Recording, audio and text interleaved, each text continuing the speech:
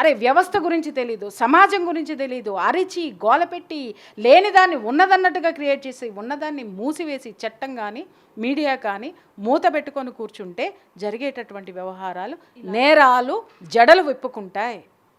ఇలాగే ఒక ఆడపిల్ల అంత ధైర్యం చేసిందంటే ఆ ధైర్యం ఎవరిచ్చారు? వ్యవస్థ ఇచ్చిందమ్మా. ముందు వ్యవస్థలో ఉన్నటువంటి లోపాలను మాట్లాడడం మానేసి మన వ్యక్తిలో ఉన్నటువంటి లోపాలని లేనటువంటి దాన్ని అరే విలువలు ఉన్నవాడిని కూడా లోపాలనే ఎత్తి చూపిస్తున్నామంటే వ్యవస్థలో మంచితనం ఎక్కడుంది?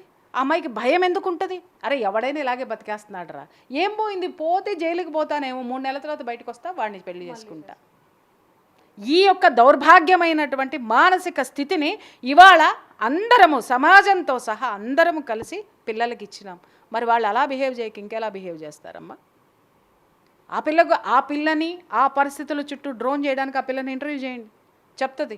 ఏ ఆలోచన ఎలా వచ్చిందో చెప్పండి. ఆ లవర్ని చూడండి ఎట్లున్నాడు, వాడు వాన్ చేసుకునేటట్టున్నాడు, కడుపులో తిప్పుతుంది నాకైతే.